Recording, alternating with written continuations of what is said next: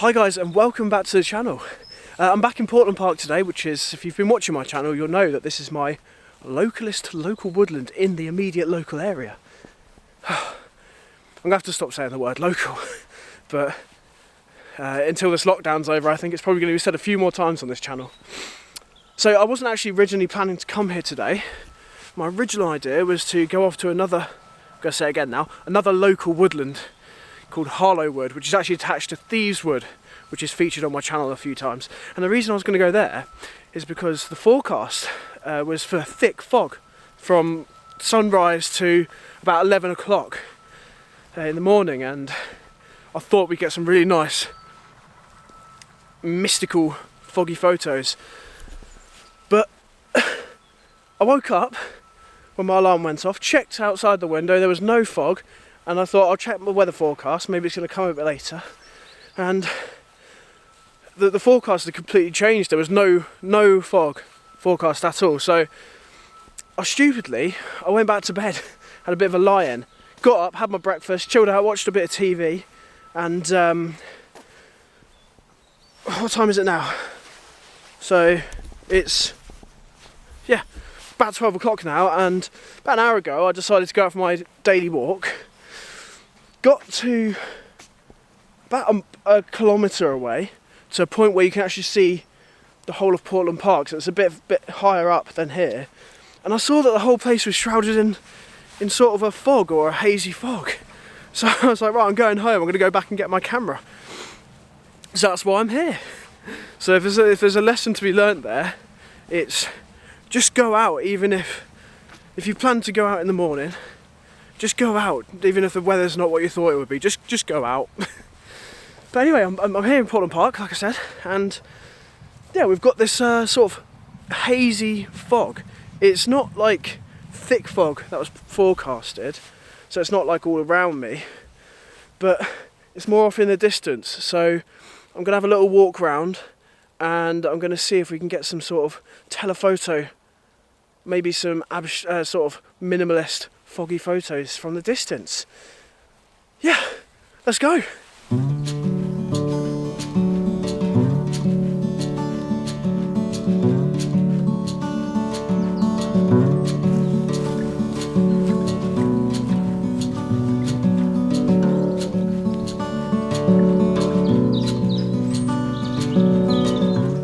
Right, so I'm just on my way over to some higher ground, because we're obviously only getting fog over in the distance at the moment, and there's no fog in the immediate vicinity, so I'm not really getting anything, sort of any photographic opportunities right here where I am now.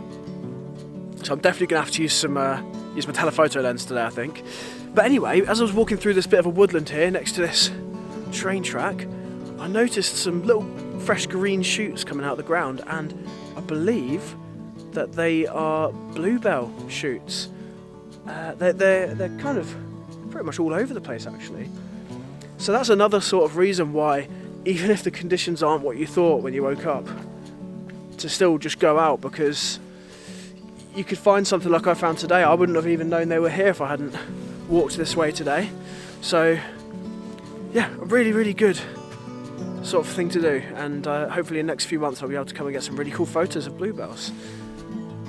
Spring's definitely in the air. I mean, today it doesn't feel like it because it's really cold, but if you look here, we've got some buds on the trees, and yeah, I'm really looking forward to spring. Right, let's go and get some of these misty photos.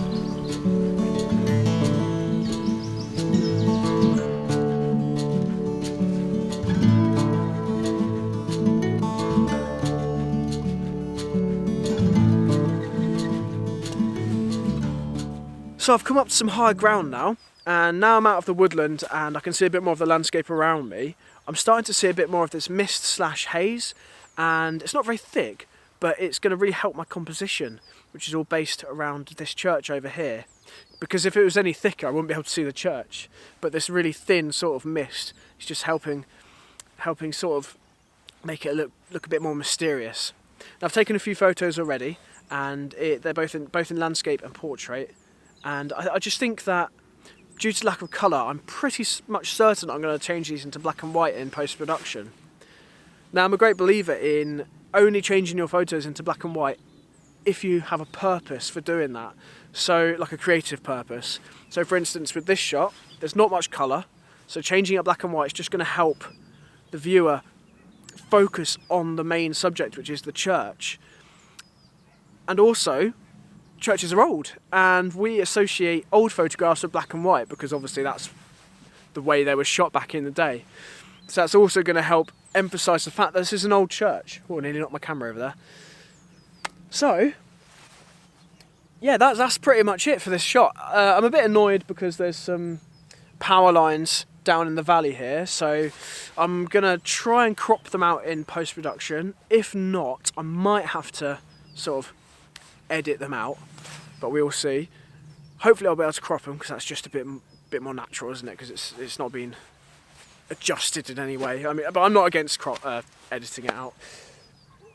I'm going to take the photos, and then after I've taken them, I'm actually going to head towards the church because it's got a graveyard, and it's got a really old graveyard. I think we might be able to get some quite nice images of the graves there. Bit sombre, but they're going to hopefully look quite cool with this mist. So I hope you like the pictures, and we're going to head up there now.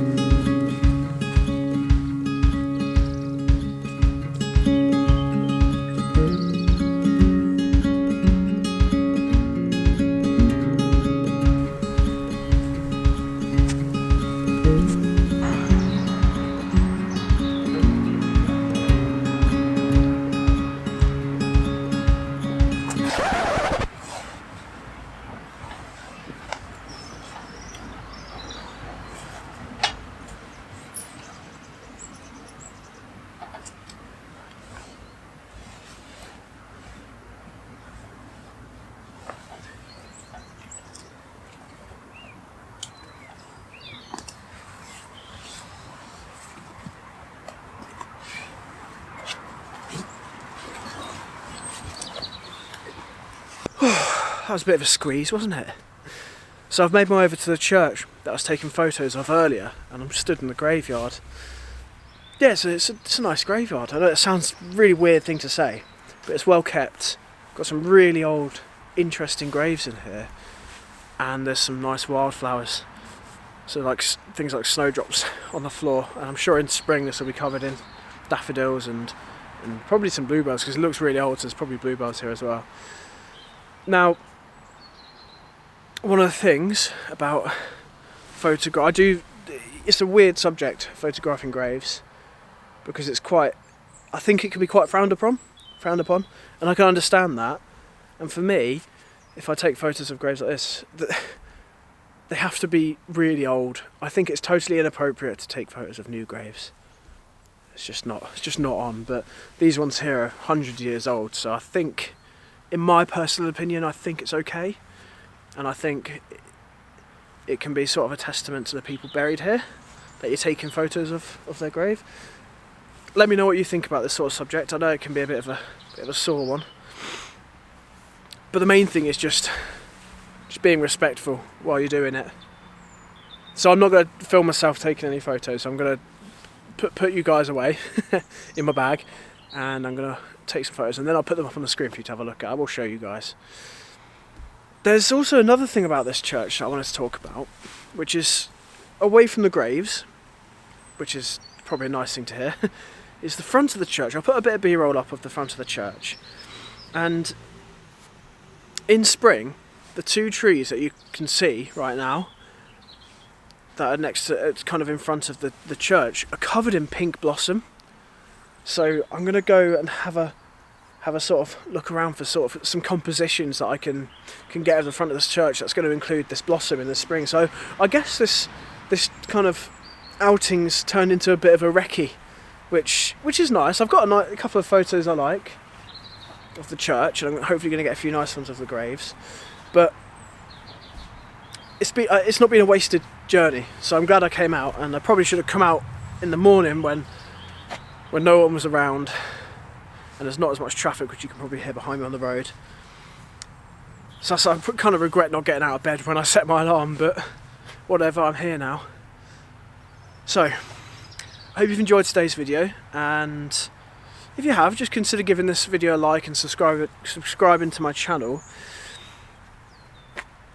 It's been a bit of a weird one today, but I hope you've learnt that it's always worth getting out of bed to take some photos, no matter what the conditions are. And don't just look out the window and go, oh, it's not what I thought it was going to be, because it might change later on in the day.